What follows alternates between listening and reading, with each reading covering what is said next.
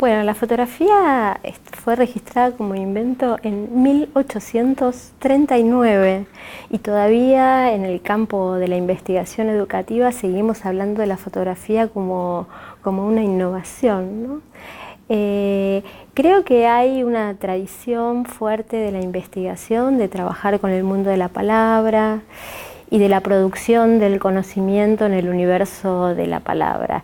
Pero lentamente, a fines de los 90, una de las primeras investigaciones que yo hice utilizando fotografías como registro fue un estudio sobre las paredes de las escuelas primarias. Y ahí yo venía registrando un poco desordenadamente. Yo veía que cada vez que iba a una escuela, miraba las paredes y esas paredes me decían algo acerca de cómo era esa escuela, si había o no trabajos de los niños, si había indicaciones para los padres, qué se mostraba. Y yo ahí empecé a hacer como un registro un poco desordenado, y después al momento de hacer mi investigación, mi tesis de maestría, las quise ordenar, y ahí había que resolver algunas cuestiones metodológicas, ¿no? Bueno, la foto es un dato, hay que traducirlo a palabras. Bueno, no, si uno traduce una imagen fotográfica a palabras, se pierde toda la sustancia y toda la información que tiene la imagen fotográfica. Así que hubo que construir y ver otros ejemplos. Hay una tradición muy de la antropología de hacer registros fotográficos, pero muchas veces lo que sucede es que la fotografía viene a ilustrar la palabra o a ser un apoyo secundario de la narrativa textual. La idea es pensar que la fotografía es un modo de registro, es una manera de capturar, de relevar la empiria, pero para que tenga un sentido y se pueda utilizar dentro del marco de una investigación, así como cuando uno va a tomar una entrevista, hace las preguntas, cuando uno va a hacer un registro fotográfico tiene que armar un instrumento, establecer un protocolo, qué va a tomar, por qué, para qué, desde qué punto de vista. Bueno, y así de a poco la fotografía. Bueno, una de las cuestiones que sucedía al principio es que me decían que las fotos tienen que ir al anexo de los informes de investigación, y no, forman parte del cuerpo principal, porque esas fotografías son un dato sustantivo en las investigaciones. Pero bueno, hay ahí como una especie de, no sé si disputa, pero bueno, en un universo muy de la palabra, la fotografía de a poco va teniendo un estatus cada vez más sólido en el ámbito de la educación, ¿no? Y de la investigación. Una pregunta para hacerse es: ¿qué de lo educativo es fotografiable? ¿No? La educación se puede fotografiar porque gran parte de los procesos educativos son simbólicos, son invisibles, ¿no? Gran parte del aprendizaje son cambios que ocurren al interior de cada sujeto. Entonces, una primera pregunta para hacernos es: ¿qué de lo educativo, de la educación, de las instituciones puede ser fotografiable? Hay muchos elementos que son fotografiables. En primer lugar, todo lo vinculado con el espacio, con la materialidad, cómo están los cuerpos en el espacio. Y es muy interesante cómo una importantísima cantidad de componentes de lo educativo uno los tiene totalmente naturalizados, que ya ni se habla de eso. Entonces la fotografía permiten registrar el espacio dispuesto, qué sucede con las distintas organizaciones espaciales en relación a las distintas tareas, qué sucede con los uniformes, el uso de materiales, el uso de la tecnología. Y ahí hay distintas investigaciones que usan la fotografía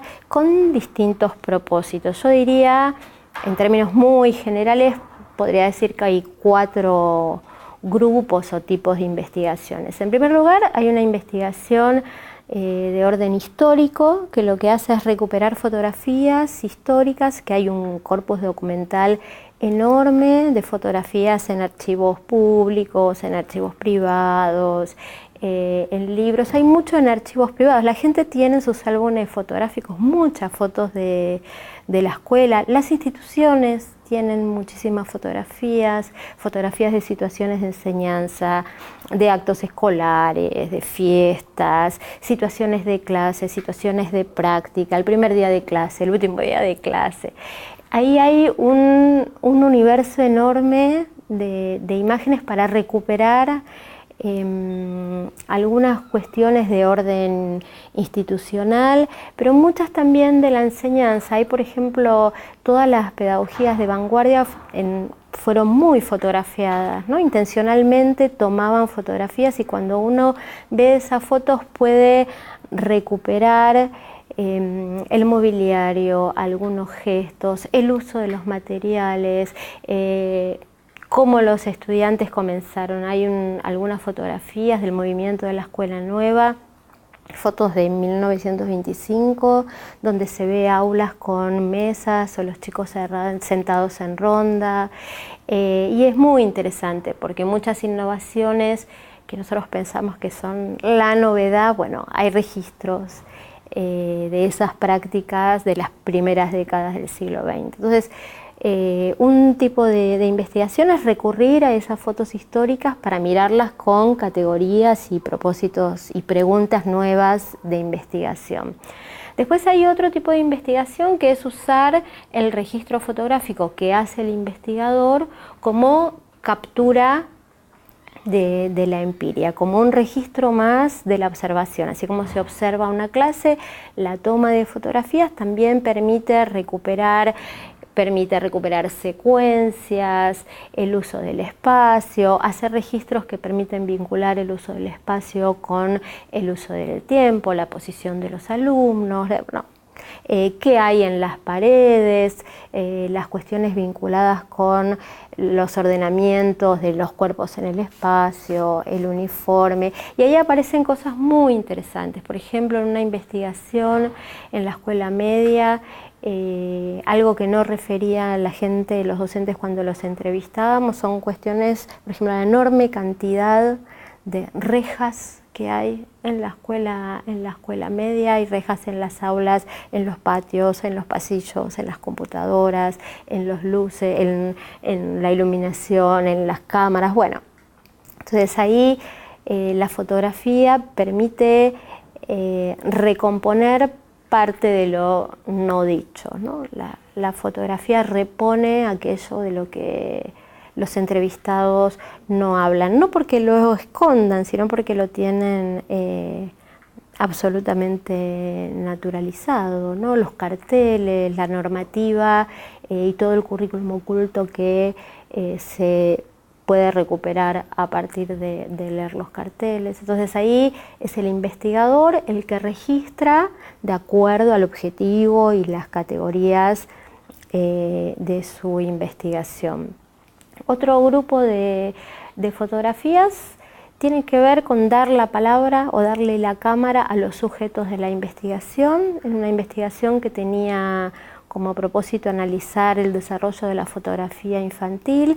Ahí había una pregunta, que era varias preguntas, pero una pregunta era si los nenes hacen fotos, los nenes pequeños, entre 4 y 9 años, si había algún rasgo de desarrollo evolutivo como en el dibujo. Entonces, en esta investigación lo que hice fue darle la cámara a cámaras descartables durante una semana a una muestra de niños con la consigna de que tomen las fotos que querían.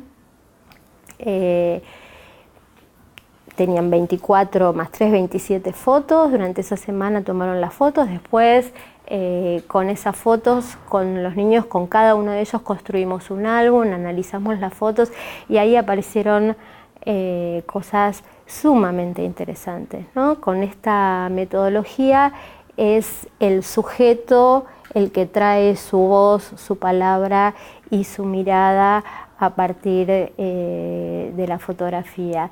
Y después una cuarta modalidad, o bueno, es una forma que está en proceso, son aquellas investigaciones que se llaman basadas en arte, donde la fotografía es utilizado, son también los sujetos los que van registrando algo de sus procesos de aprendizaje, ¿no? Con otra intencionalidad, ahí el investigador y quienes participan de la investigación son socios en esa construcción fotográfica. Bueno, en primer lugar que hay que anticipar los registros, que hay que diseñar instrumentos. Esos instrumentos son protocolos de toma, donde se establece qué tomas, qué puntos de vista, y siempre en relación, una cosa muy habitual es que se toman muchas fotos en las investigaciones, pero después hay que pensar cómo se van a analizar esas fotos, ¿no? Ese corpus de datos que conforman las fotos, después tenés todas las fotos y dices, bueno, 100 fotos, ¿con esto qué hago?